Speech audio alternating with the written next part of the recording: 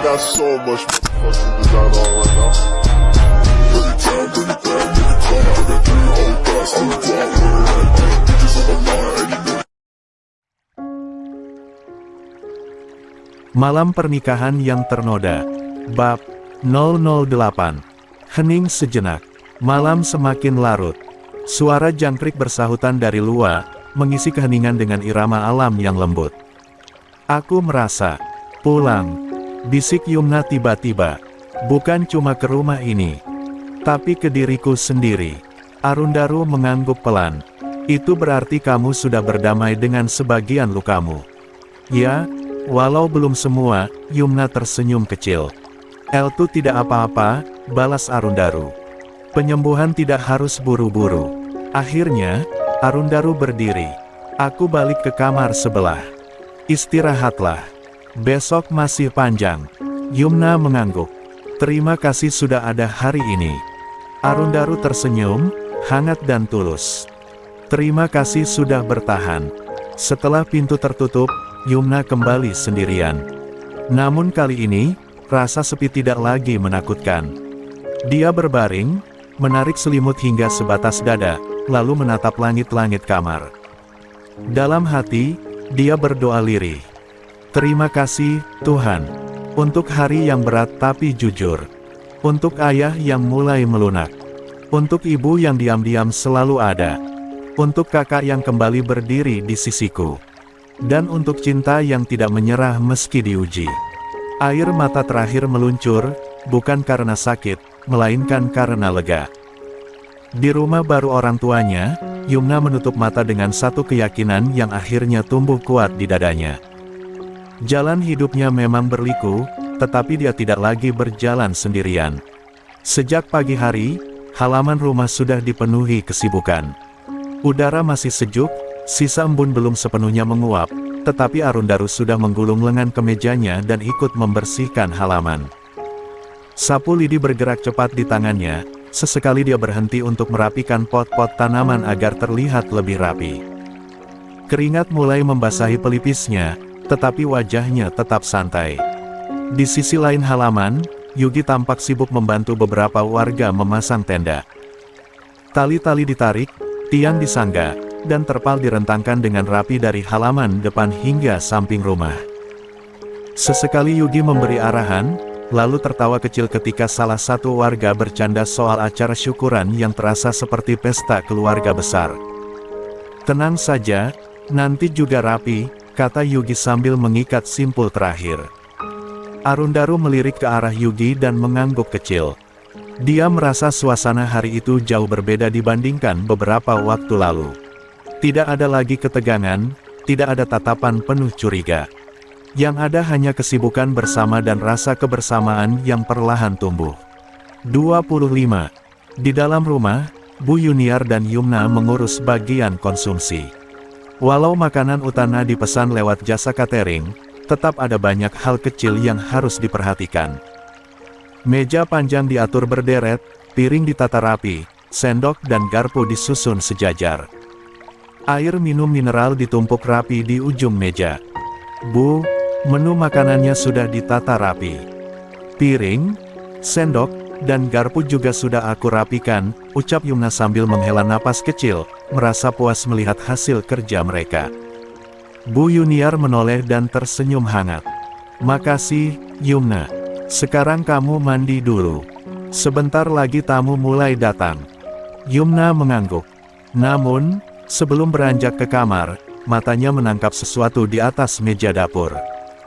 Semangkuk buah lengkeng yang sudah dicuci bersih. Senyum jahil perlahan muncul di wajahnya. LD usil itu datang begitu saja, seperti kebiasaan lamanya yang belum pernah benar-benar hilang. Yumna mengambil satu buah lengkeng, mengupas kulitnya dengan cekatan, lalu melangkah keluar rumah dengan langkah ringan.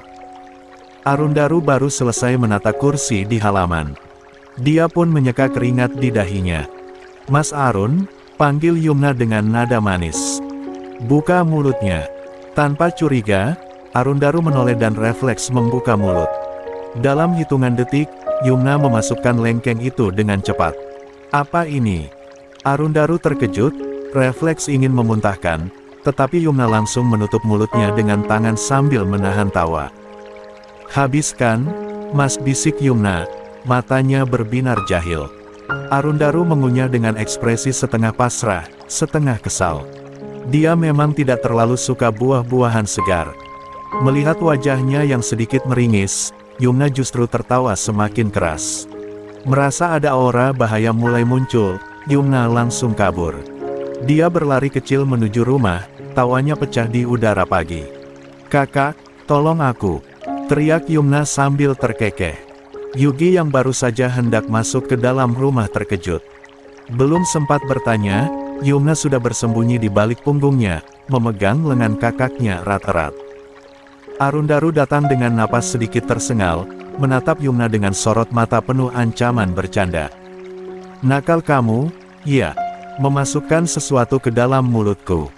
Ada apa ini?" tanya Yugi, alisnya terangkat. Yumna mengintip dari balik punggung Yugi. "Aku cuma masukin buah lengkeng, Kak. Mas Arun itu enggak suka makan buah." Yugi menoleh ke Arundaru dengan tatapan datar. "Kamu mau apakan adikku?" Arundaru terdiam sejenak. Biasanya dia tidak pernah ragu mengerjai Yumna balik, tapi kali ini ada Yugi di tengah-tengah mereka. 26. "Enggak mau ngapain-ngapain," jawabnya cepat. Yugi mendengus pelan. "Bodoh. Harusnya dibalas." Yumna itu paling enggak bisa nahan geli. Kalimat itu seperti lampu hijau bagi Arundaru. Matanya langsung berbinar. "Loh, Kak." Yumna terbelalak. "Kok malah dukung Mas Arun?" "Kamu yang mulai duluan," balas Yugi santai. "Terima saja konsekuensinya." Yumna menjerit kecil lalu berlari masuk ke dalam rumah. Arundaru langsung mengejar. Tawa dan langkah kaki mereka bergema di dalam rumah. Tak lama kemudian terdengar suara Yumna memohon ampun, diiringi tawa Arundaru yang lepas. Yugi menggeleng sambil tersenyum kecil. "Masih benolcah seperti biasanya," gumamnya. Namun, di hatinya ada rasa lega. Yumna terlihat benar-benar nyaman. Bahagia. Itu yang terpenting baginya. Menjelang siang, tamu mulai berdatangan. Acara syukuran berjalan lancar. Warga sekitar menyapa dengan ramah, sebagian membawa senyum penasaran melihat wajah-wajah baru. Yumna dan Arundaru berdiri berdampingan, menyambut setiap tamu dengan sopan. "Ini putriku, Yumna. Lalu, ini Arundaru calon menantu kami," ucap Pak Yongki di hadapan warga, suaranya tegas namun hangat. "Semoga semuanya bisa lancar sampai harinya nanti." Oh, kalimat itu membuat Yumna terkejut. Dadanya terasa sesak oleh rasa haru. Arundaru menoleh padanya, matanya sama-sama berkaca-kaca. Pak Yongki yang biasanya kaku, hari itu seperti membuka lembaran baru. "Wah, Pak Yongki," celetuk Pak RT sambil tertawa. "Kalau putra Anda belum punya calon istri, bolehlah kita besanan." Tawa warga langsung pecah. Pak Yongki tersenyum tipis. Kebetulan Yugi juga sudah punya calon istri. 2. Yugi terdiam, matanya membesar. Dia tidak menyangka ayahnya akan mengucapkan itu di depan banyak orang. Dadanya bergetar, kenangan dan harapan bercampur jadi satu. Yumna menoleh ke Arundaru dan berbisik, "Mas, kamu masih ingat janji kamu soal Kak Yugi?" Arundaru mengangguk mantap. "Tentu saja. Kakakmu juga berhak bahagia." Mata Yumna berkaca-kaca. "Makasih, Mas. Aku makin cinta sama kamu." Arundaru terkekeh pelan. "Jangan ngomong begitu sambil senyum kayak gitu. Aku bisa lupa tempat." 3. Wajah Yumna langsung memerah. Dia menunduk malu, sementara tawa kecil warga kembali terdengar di sekitar mereka. Hari itu, bukan hanya tentang syukuran. Bukan hanya tentang perkenalan, tetapi tentang keluarga yang perlahan menyatu kembali, tentang luka yang mulai sembuh, dan tentang cinta yang tidak lagi harus disembunyikan. 27. Bab 51. Malam itu Arundaru duduk sendiri di ruang kerja rumahnya. Laptop terbuka, tetapi pikirannya melayang jauh. Acara syukuran di rumah orang tua Yumna siang tadi terus berputar di kepalanya. Cara Pak Yongki menyebutnya sebagai calon menantu di depan warga, tatapan penuh arti dari Bu Yuniar, juga senyum lega Yugi. 1. Arundaru menarik napas panjang, lalu menekan tombol panggilan video di ponselnya. Wajah Papa Dewandaru muncul lebih dulu, disusul Mama Rengganis yang duduk di sampingnya. "Ada apa Arun malam-malam begini video call?" tanya Papa Dewandaru yang muka bantal karena menahan kantuk. "Maaf Pak, Ma, sudah ganggu tidur kalian," ucap Arundaru dengan nada serius. "Ada apa, kok wajah kamu tegang begitu?" tanya Mama Rengganis sambil mengamati putranya. Wajah kedua orang tuanya terlihat serius, namun bukan dingin. Lebih tepatnya penuh harapan yang sejak beberapa hari terakhir terasa semakin berat di pundaknya. "Papa, Mama," ucap Arundaru membuka pembicaraan. Suaranya tenang, tetapi dadanya berdenyut cepat. "Aku ingin secepatnya melamar Yumna dan segera menikah." Mama Rengganis saling pandang dengan Papa Dewandaru. Wanita parubaya itu menghela napas pelan, lalu tersenyum lembut, senyum seorang ibu yang paham betul bahwa anaknya telah jatuh cinta dengan sepenuh hati. "Kamu yakin?" tanya Mama Rengganis hati-hati. "Bukan karena terdesak keadaan atau emosi sesaat." "Aku yakin, Ma," jawab Arundaru tanpa ragu. "Aku sudah memikirkan ini matang-matang. Aku tidak ingin Yumna terus berada di posisi yang serba sulit. Aku ingin berdiri di depannya, secara sah, sebagai suaminya." Papa Dewandaru mengangguk pelan. Wajah pria itu tetap berwibawa, tetapi sorot matanya tidak lagi setajam biasanya. "Niatmu baik, Arun. Tapi pernikahan bukan hanya tentang dua orang yang saling mencintai. Ada keluarga, ada adat, ada proses yang harus dihormati." Arundaru mengangguk. "Aku paham, Pak. Sebaiknya kita adakan pertemuan dua keluarga terlebih dahulu," lanjut Papa Dewandaru dengan nada bijak. "Bukan untuk menekan, tapi untuk saling mengenal. Kita datang dengan niat baik, tanpa memaksa." Mama Rengganis menyambung, "Mama setuju. Kita tidak ingin Yumna merasa diseret dalam keputusan yang membuat keluarganya makin tertekan. Kalau semuanya sudah duduk bersama, urusan menikah akan jauh lebih mudah diatur."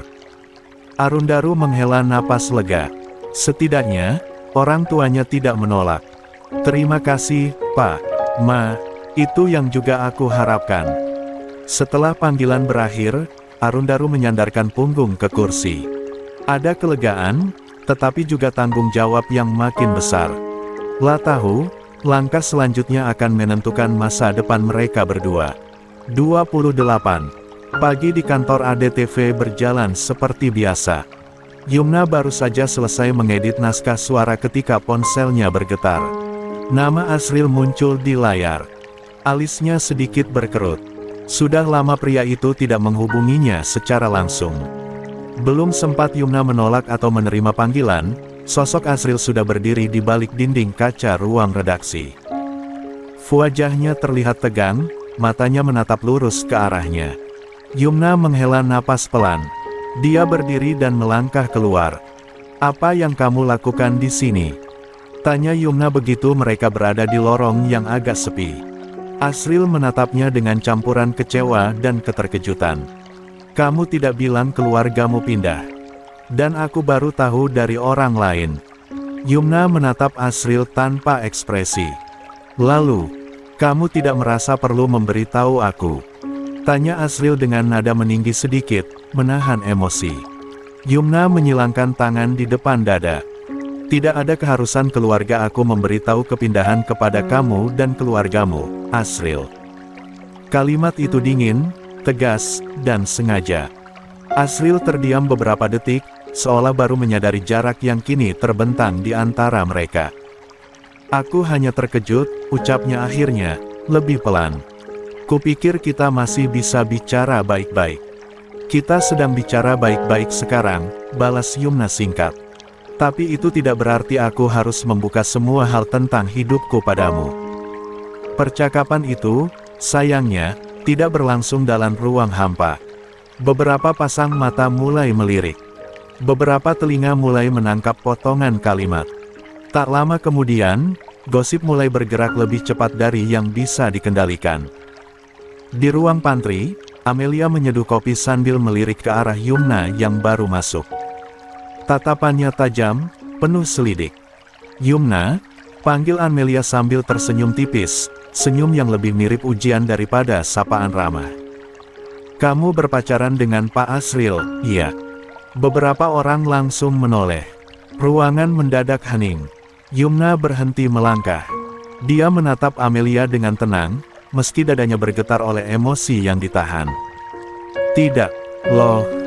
Tapi barusan aku lihat kalian ngobrol serius," celetuk salah satu staf lain. "Ngobrol tidak selalu berarti pacaran," jawab Yumna lugas.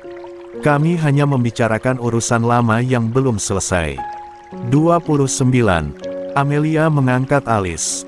Urusan lama yang sampai bikin dia datang ke kantor. Yumna tersenyum tipis, senyum profesional yang sering ia gunakan saat siaran. "Tidak semua urusan pribadi perlu dipublikasikan, Amelia." Suasana menjadi canggung. Beberapa orang mulai saling pandang. Sebagian merasa bersalah telah ikut menonton drama yang bukan urusan mereka. Yumna kembali ke mejanya, tangannya sedikit gemetar saat merapikan headphone. Dalam hati, dia lelah. Bukan karena gosipnya, tetapi karena hidupnya seolah selalu menjadi konsumsi publik, baik di kampung halaman maupun di tempat kerja. Sore harinya, Arundaru pulang bersama Yumna, menjemputnya di tempat biasa. Begitu melihat wajah kekasihnya yang tampak lebih pucat dari biasanya, Arundaru langsung tahu ada sesuatu yang tidak beres. "Kamu kenapa?" tanya Arundaru begitu Yumna duduk di kursi penumpang. Yumna tersenyum kecil. "Capek saja." Arundaru tidak memaksa. Dia hanya menggenggam tangan Yumna, ibu jarinya mengusap punggung tangan wanita itu pelan, memberi kehangatan tanpa kata. Beberapa menit kemudian, Yumna akhirnya bercerita tentang Asril, tentang gosip, tentang tatapan-tatapan yang membuatnya tidak nyaman. Rahang Arundaru mengeras. Bukan marah pada Yumna, tetapi pada situasi yang terus menyeret wanita itu ke dalam pusaran yang tidak adil. "Inilah kenapa aku ingin segera melamar kamu," ucap Arundaru pelan namun tegas. "Bukan untuk menutup mulut orang lain, tapi supaya kamu punya posisi yang jelas. Supaya tidak ada lagi yang berani menarik kamu ke masa lalu." Yumna menoleh, matanya berkaca-kaca. "Aku tidak mau kamu menikah denganku karena merasa tertekan." Arundaru menghentikan motor di pinggir jalan. Dia menoleh penuh, menatap Yumna dengan kesungguhan yang membuat dada wanita itu sesak. "Aku menikah denganmu karena aku mencintaimu, Yumna," kata Arundaru. "Aku ingin selalu bersamamu sampai tua, sampai maut memisahkan kita." Air mata Yumna jatuh tanpa bisa ditahan. Arundaru menariknya ke dalam pelukan, membiarkan wanita itu menangis sepuasnya. "Kita hadapi pelan-pelan," bisik Arundaru. "Bersama." Di balik semua tekanan, gosip, dan luka lama, mereka mulai menyadari cinta yang matang bukan tentang lari dari masalah, tetapi berani berdiri di tengah badai bergandengan tangan. 1:30. Bab 52. Sabtu pagi datang dengan udara yang terasa lebih dingin dari biasanya. Matahari baru naik setinggi tombak ketika sebuah mobil berhenti tepat di depan rumah berukuran kecil tempat Yumna tinggal sementara di ibu kota. Yugi turun lebih dulu. Dia mengenakan kemeja lengan panjang yang digulung sampai siku, wajahnya terlihat lebih segar dibandingkan beberapa bulan lalu. Ada sesuatu dalam sorot matanya, harapan yang perlahan kembali tumbuh. Yumna muncul beberapa menit kemudian, menenteng tas kecil berisi pakaian dan dokumen penting. Begitu melihat kakaknya, dia tersenyum lebar. "Kak," sapa Yumna. Yugi membuka bagasi mobil. "Siap." Yumna mengangguk. "Siap." "Rasanya aku deg-degan." Yugi menoleh, menatap adiknya lama. "Bukan cuma kamu. Kakak juga." Mereka masuk ke dalam mobil.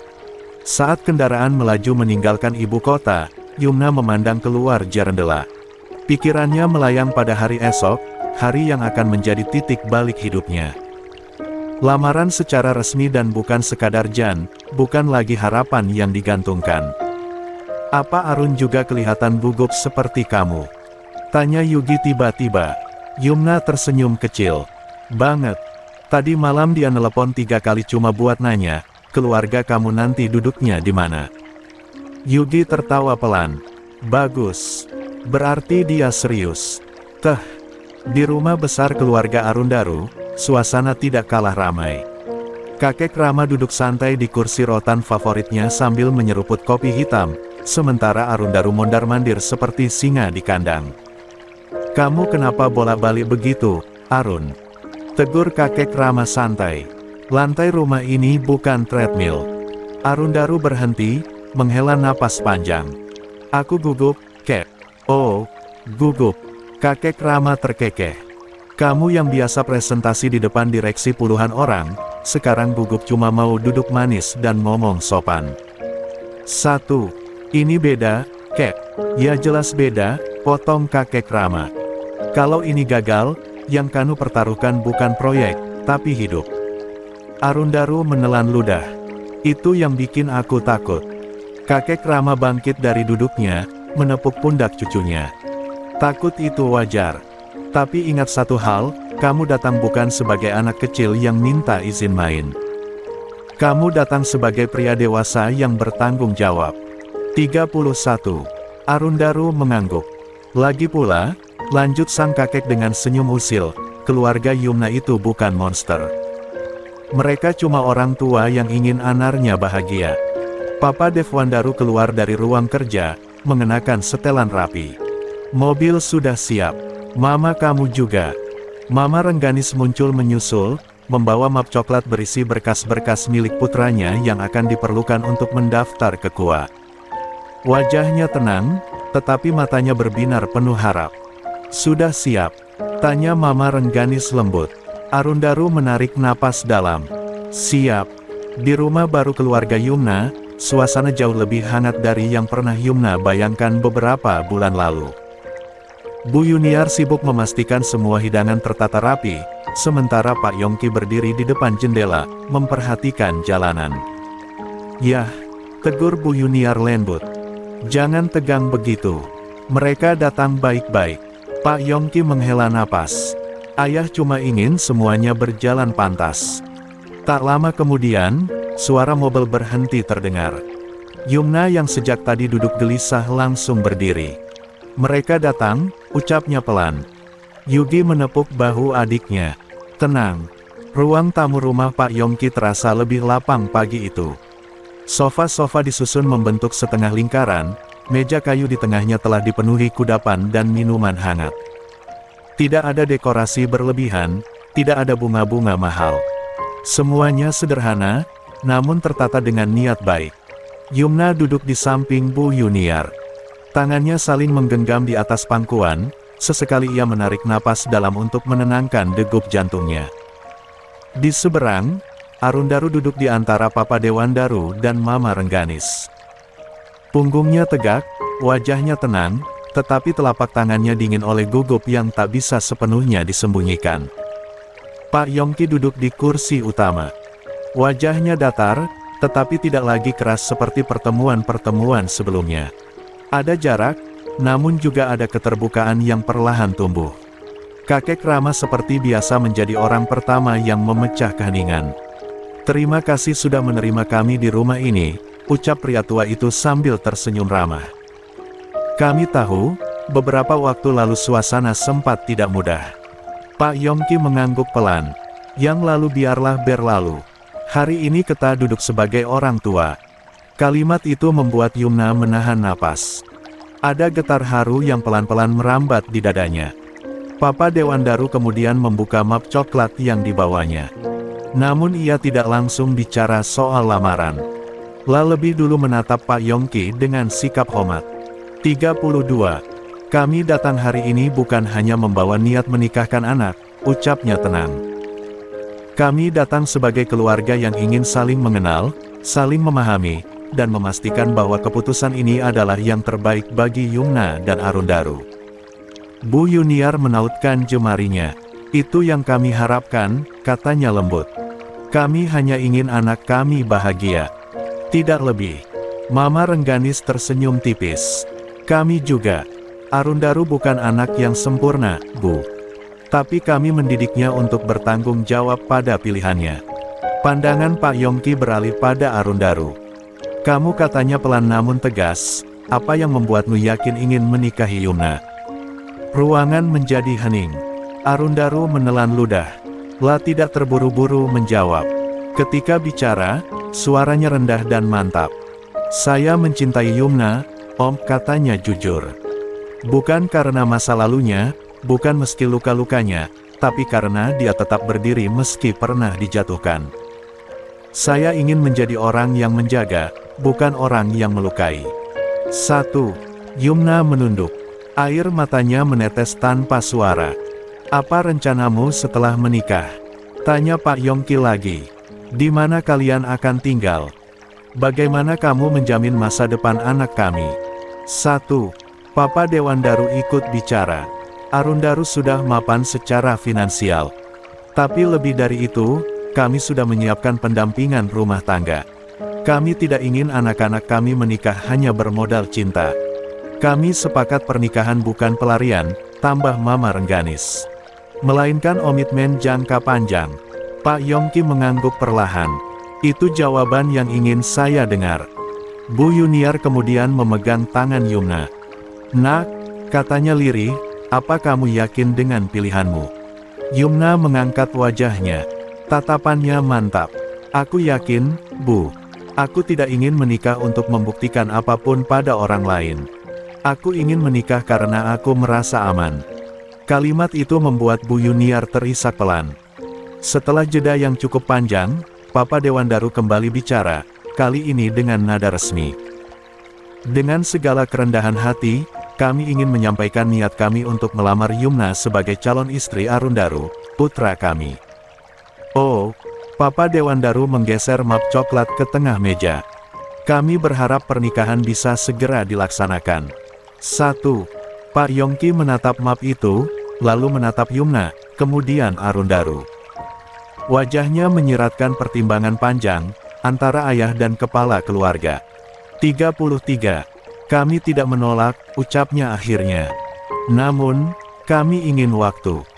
Bukan untuk menunda, tapi untuk memastikan semuanya siap. Arundaru mengangguk. Kami siap menunggu, Om. Kami sepakat pernikahan dilaksanakan 3 bulan lagi, lanjut Pak Yongki. Ada urusan keluarga, pekerjaan, dan dokumen yang harus diselesaikan Yumna. Kami ingin semua berjalan tenang. 3 bulan, ulang kakek Rama sambil tersenyum lebar. Baik, itu waktu yang cukup untuk menyiapkan pesta kecil yang hangat. Yumna menutup wajahnya. Air mata bahagia akhirnya jatuh bebas. Arundaru menunduk hormat. Terima kasih, Om. Tante. Bu Yuniar tersenyum penuh haru. Mulai hari ini, kita belajar menjadi keluarga. Yugi menatap Arundaru. Dalam diam, ada harapan lain yang tersimpan di sana. Sore itu, saat keluarga Arundaru pamit, Yugi menghampiri Arundaru di halaman. Arundaru ucap Yugi pelan. Tentang Zakia, Arundaru mengangguk. Aku ingat janjiku. Tapi aku juga ingat janjiku pada Yumna, lanjut Arundaru. Aku tidak mau dia kembali terluka. Yugi menghela napas. Aku mengerti. Aku akan menepati janjiku untuk mengeluarkan Zakia dari penjara, setelah aku menikahi Yumna, tegas Arundaru. Yugi mengangguk. Baik, aku menunggu. Malam itu, Yurna berdiri di kamar lamanya, memandang langit dari jendela. Hidupnya terasa seperti berputar pelan, tapi pasti menuju arah yang akhirnya jelas. 2-3 bulan lagi. Bukan sekadar pernikahan, tapi awal dari hidup baru yang dia perjuangkan dengan air mata, keberanian, dan cinta yang tidak pernah ia sesali. Yumna tersenyum tanpa ragu. 34. Bab 53. Mobil yang membawa Yumna kembali ke ibu kota melaju tenang di jalan tol. Pagi itu langit cerah, seolah ikut merayakan sesuatu yang baru saja resmi terjadi dalam hidupnya. Di kursi penumpang, Yumna menyandarkan kepala ke sandaran, bibirnya terus melengkung tanpa sadar. Lamaran itu bukan hanya tentang cincin atau tanggal pernikahan. Itu tentang pengakuan. Tentang perjuangan yang akhirnya diakui, tentang cinta yang tidak lagi sembunyi-sembunyi. Ponselnya bergetar. Arundaru, sudah sampai mana? Yumna tersenyum, lalu membalas cepat. Yumna, baru masuk tol. Kamu sudah di rumah. Arundaru, sudah. Tetangga sebelah kelihatan kosong, tapi aku tahu penghuninya sebentar lagi pulang. Yumna tertawa kecil. Rumah sederhana mereka berdampingan, dipisahkan pagar rendah dan taman kecil. Jarak yang dekat, tetapi cukup menjaga batas. Setelah lamaran, mereka sepakat, tidak ada lagi sembunyi-sembunyi, tetapi juga tidak tergesa melanggar kesepakatan keluarga. Anehnya, justru di situ kedewasaan hubungan mereka terasa. Sore hari, Yumna tiba. Belum sempat membuka pintu rumah, Arundaru sudah berdiri di teras rumahnya sendiri. Di teras rumah, Arundaru menoleh pada Yumna. Tatapan pria itu berbeda. Lebih lembut, lebih mantap, tidak lagi menyimpan keraguan. Kamu kelihatan capek, ujar Arundaru begitu Yumna turun dari mobil. Tapi senang, jawab Yumna jujur. Yumna matanya berkaca-kaca. Aku cuma merasa bahagia dan lega, Mas. Aku merasa, apa ini mimpi? Mungkin saking bahagianya. Arundaru berjalan ke rumah Yumna, lalu meraih tangan wanita itu. Tidak tergesa, tidak berlebihan. Hanya genggaman hangat, terlihat jelas oleh siapapun yang lewat. Dan Yumna tidak menarik tangannya. Tidak ada lagi rasa takut dinilai. Tidak ada lagi rasa bersalah. Tetangga depan lihat kita, Mas, bisik Yumna pelan. Arundaru tersenyum santai. Bagus. Yumna mendongak. Bagus. 35. Lia. Biar sekalian tahu kamu bukan perempuan yang sendiri lagi.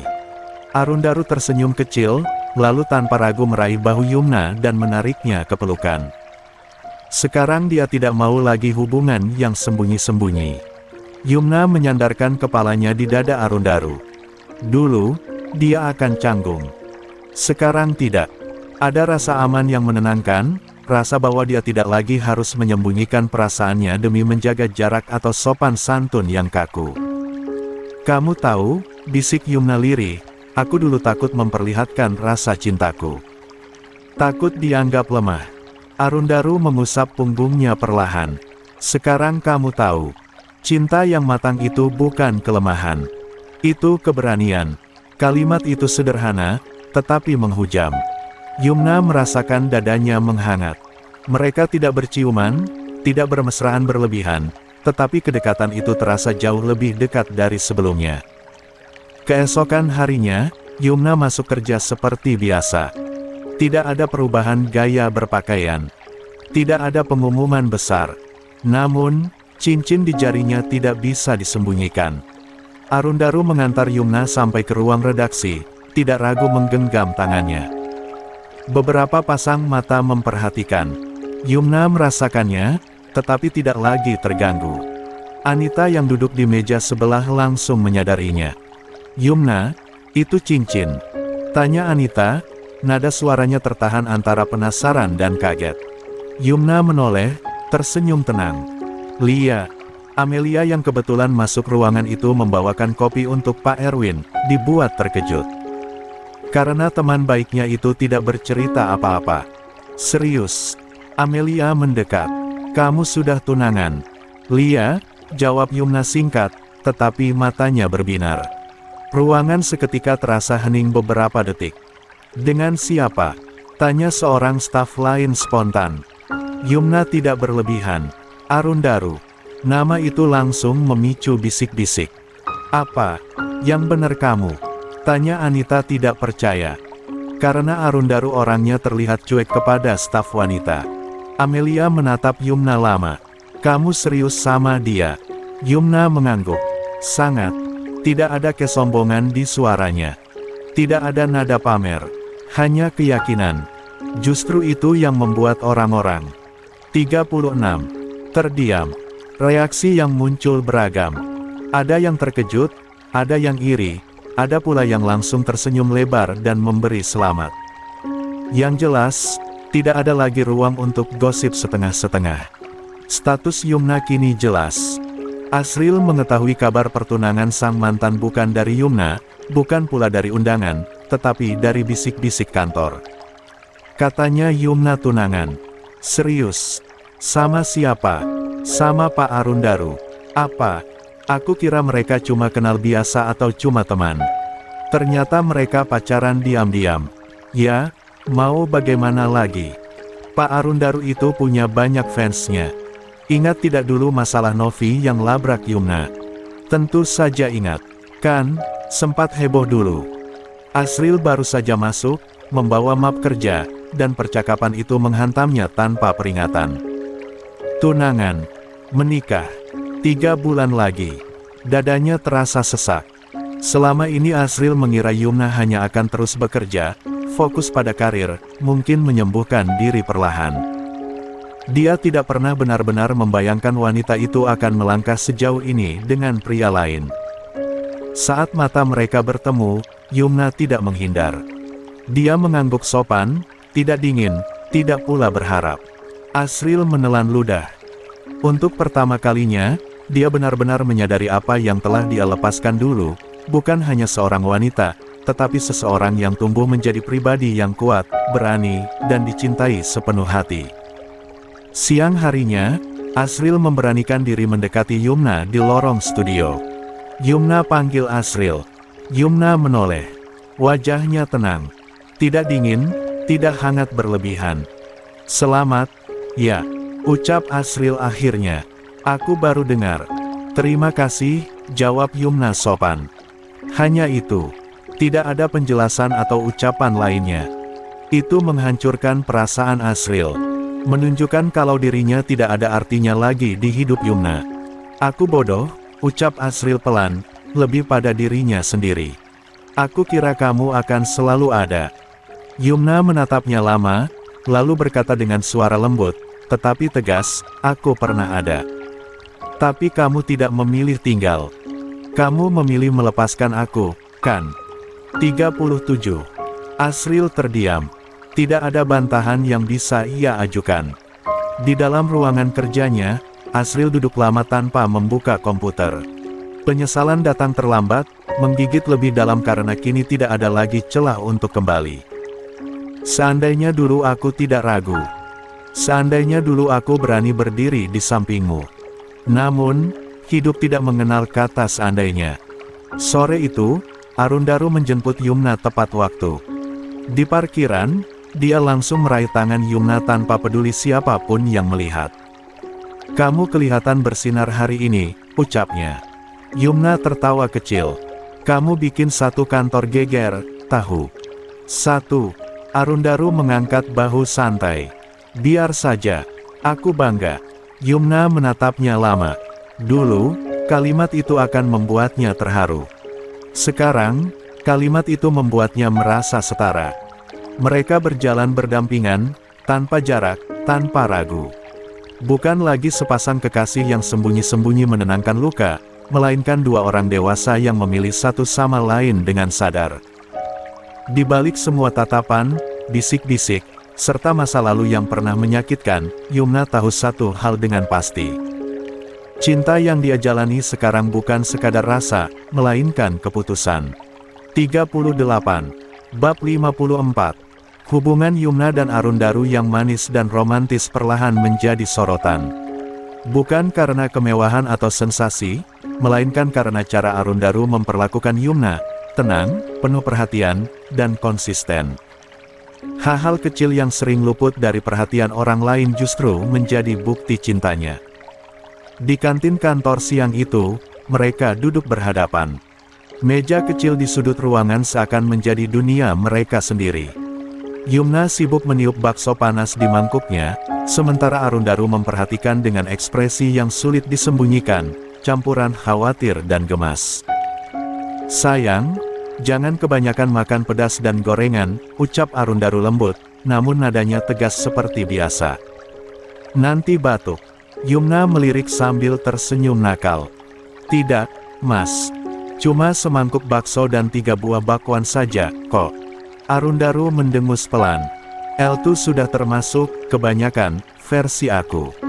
Yumna terkekeh. Dia tahu Arundaru bukan sekadar cerewet. Pria itu benar-benar memperhatikan detail kecil tentang dirinya, termasuk kebiasaan Yumna yang kadang mengabaikan tenggorokan demi rasa pedas. Kamu ini, ya, gumam Arundaru sambil menggelengkan kepala. Tangannya refleks meraih tisu, menyodorkannya saat Yumna sedikit berkeringat karena kuah panas. Perhatian sederhana itu tidak luput dari pandangan orang-orang sekitar. Beberapa wanita di meja lain melirik dengan ekspresi campur aduk, antara iri, kagum, dan tidak percaya. Tidak sedikit yang diam-diam membandingkan perlakuan pasangan masing-masing dengan cara Arundaru menjaga Yumna. Pak Arundaru itu green flag hidup, bisik salah satu karyawan perempuan, tanpa sadar Yumna mendengarnya. Yumna pura-pura tidak dengar, tetapi senyum di sudut bibirnya mengembang tanpa bisa dikendalikan. Saat makan siang hampir selesai, layar televisi lebar di sudut kantin menampilkan iklan sebuah film bioskop terbaru. Musik latarnya ceria, potongan adegannya menggoda. Arundaru tanpa sadar menoleh cukup lama. Yuna mengikuti arah pandangnya. Kenapa? Arundaru tersenyum kecil, seolah baru mendapatkan ide. Sayang, hari Sabtu dan Minggu besok, kita pergi kencan, yuk. Yumna yang sedang minum langsung tersedak. Uhuk-uhuk. Arundaru refleks berdiri setengah panik. Dia mengusap punggung Yumna pelan, menepuk-nepuk dengan hati-hati. Astaga, pelan-pelan. Yumna akhirnya bisa bernapas lega, wajahnya memerabukan hanya karena tersedak. Mas, kamu bikin kaget. Maaf, ucap Arundaru sambil tersenyum canggung. Tapi serius, sudah lama kita nggak jalan beneran. Yumna menatapnya ragu-ragu. Sejak bertunangan, hidup mereka memang terasa lebih padat. Pekerjaan, tanggung. 39. Jawab, dan persiapan ke depan membuat waktu berdua sering dihabiskan dengan hal-hal praktis, bukan sekadar menikmati kebersamaan. Kencan kemana? Tanya Yumna akhirnya. Kita nonton bioskop, kuliner jajanan, atau cari tempat wisata terdekat, jawab Arundaru antusias. Yang penting kita pergi berdua, menghabiskan waktu libur bersama-sama. Nada suaranya terdengar tulus. Tidak ada tuntutan, tidak ada agenda tersembunyi. Yumna mengangguk semangat. Boleh. Jawaban itu membuat mata Arundaru berbinar. Senyum lebarnya nyaris tidak bisa disembunyikan. Yumna percaya padanya. Selama ini, Arundaru selalu tahu kapan harus menahan diri. Bahkan saat suasana mendukung, pria itu tidak pernah memaksakan kehendak. Satu tatapan atau satu ode kecil dari Yumna saja sudah cukup membuat Arundaru mundur selangkah. Ingat, ya, ujar Yumna sambil menunjuk pelan ke arah Arundaru. Hanya jalan-jalan dan nonton saja. Lia, jawab Arundaru cepat. Namun dalam hati, Arundaru tersenyum kecil. Tergantung situasi dan kondisi, batinnya. Karena godaan itu bukan dari luar, tapi dari senyum kamu sendiri. 2. Sore harinya, Arundaru mengantar Yumna pulang. Rumah dinas mereka berdiri berdampingan, dipisahkan pagar rendah yang tidak pernah terasa seperti pembatas. Meski bertetangga, keduanya tetap menjaga ruang masing-masing, kesepakatan yang mereka bangun bersama sejak berpacaran. Arundaru membantu membawa tas Yumna sampai teras. Mas nggak capek? Tanya Yumna. Capek itu kalau nggak ketemu kamu. Jawab Arundaru ringan. Yumna terkekeh, lalu tiba-tiba memeluk lengannya. Tidak malu-malu lagi. Tidak peduli jika ada tetangga yang lewat. Kamu gombal. Tapi jujur. Arundaru menatap wajah Yumna lama. Tangannya terangkat, mengusap kepala yang berbalut jilbab. Sentuhan itu sederhana, tetapi syarat makna. Mas, panggil Yumna pelan. Makasih. Untuk 40. Untuk semua hal kecil yang kamu lakukan, jawab Yumna jujur. Aku merasa aman. 1. Kata itu membuat dada Arundaru menghangat. Dia mendekat, menempelkan keningnya ke kening Yumna. L2 tugasku, ucapnya lirih. Dan akan selalu jadi tugasku. 1. Mereka berpisah dengan senyum, meski langkah kaki Arundaru terasa berat saat masuk ke rumahnya sendiri. Malam itu, pesan singkat dari Arundaru masuk ke ponsel Yumna. "Sudah minum air hangat?" Yumna tersenyum sambil mengetik balasan. "Sudah, Dokter Arun." Tak lama, balasan datang. "Besok aku jemput. Jangan telat." Yumna menatap layar ponsel lama, lalu memeluknya ke dada. Hatinya terasa penuh, bukan oleh ledakan asmara, melainkan ketenangan yang selama ini dia cari. Hubungan mereka mungkin tidak selalu heboh, tetapi penuh rasa. Dan bagi Yumna, itu jauh lebih berarti. Di sisi lain pagar, Arundaru berdiri di jendela kamarnya, menatap lampu kamar Yumna yang masih menyala. Dia tahu, jarak ini hanya sementara. 3 bulan bukan waktu yang lama. "Sabar," kata Arundaru pada diri sendiri. "Sebentar lagi, aku akan pulang ke rumah yang sama denganmu." 41. Bab 55. Yumna berdiri di depan cermin lebih lama dari biasanya. Tangannya merapikan lipatan jilbab pasmina berwarna krem yang menjuntai lembut di bahunya. Riasan wajahnya sederhana, hanya bedak tipis, sedikit perona pipi, dan lipstik bernuansa peach. Namun justru itu yang membuatnya terlihat segar dan manis. Setelan kasual yang dia kenakan memberi kesan santai, tetapi tetap anggun. Hari ini bukan sekadar jalan-jalan biasa. Ini kencan. Kencan pertama mereka setelah hubungan mereka menjadi tunangan. Setelah semua janji, doa, dan restu yang mengikat hubungan mereka menjadi lebih serius. Yumna menarik napas dalam, berusaha menenangkan debaran di dadanya. "Padahal kita sering bertemu dan kerja bersama-sama, tapi pergi kencan begini, kok tetap saja deg-degan." Di luar rumah, Arundaru sudah menunggu.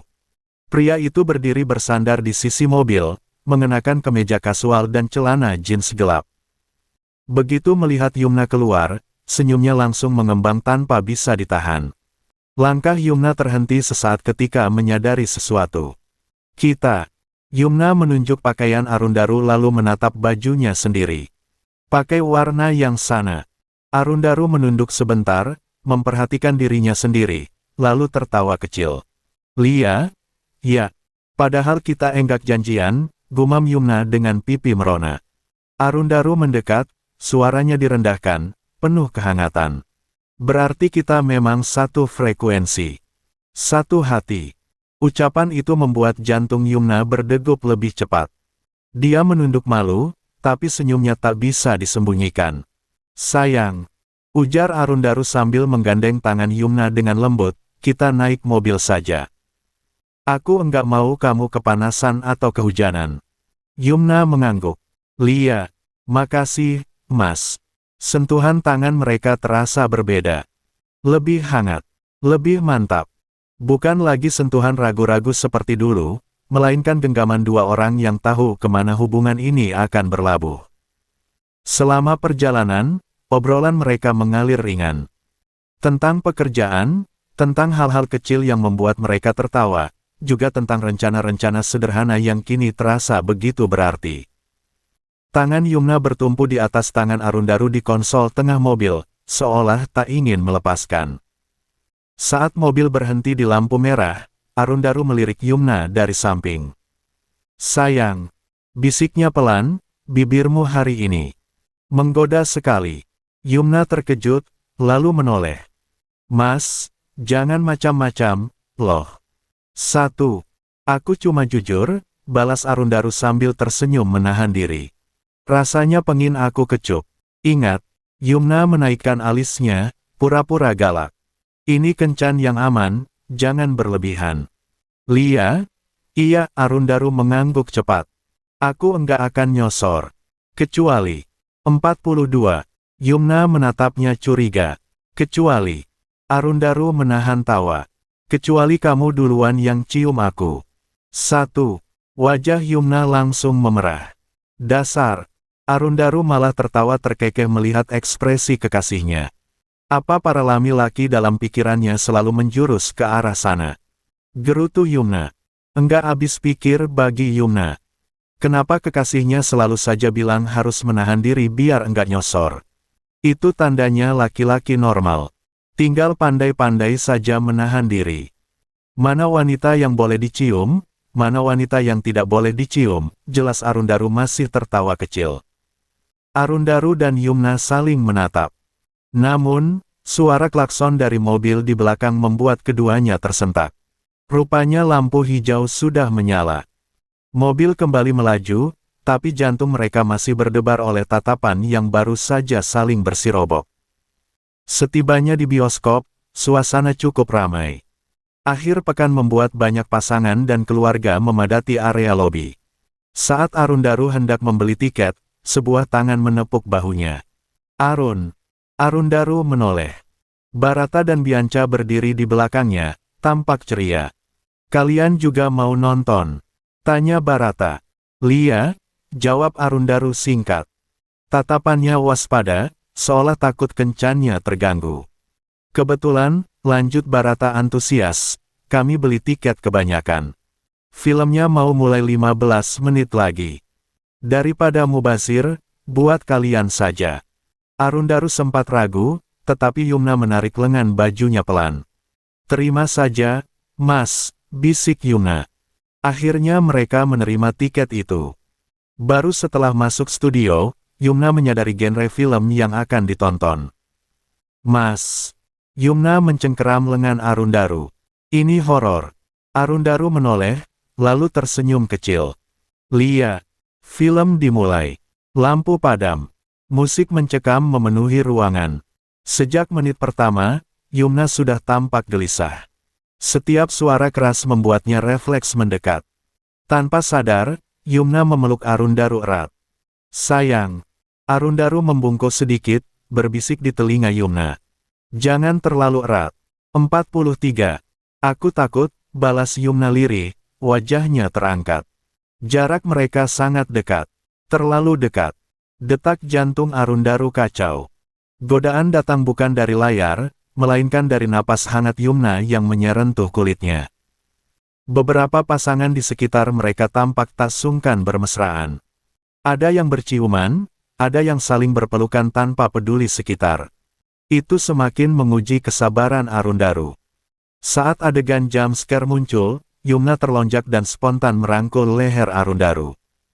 "Ya Allah!" gumam Yumna. Arundaru menelan ludah. "Kalau begini terus, aku bisa kalah," batinnya. 2. Sepanjang film, Yumna menyembunyikan wajahnya di dada Arundaru. Bagi Yumna, itu tempat paling aman. Bagi Arundaru, itu medan ujian iman. Film berakhir. Lampu menyala. Yumna masih tampak pucat. "Kamu enggak apa-apa?" tanya Arundaru sambil mengusap punggungnya. Yumna mengangguk pelan. "Aku kapok nonton horor." Barata menyeringai ketika beradu tatap dengan Arundaru. Dia juga mengacungkan jempol. 2. Bianca mendekat. "Kita makan di restoran Jepang, yuk." Arundaru menggeleng cepat.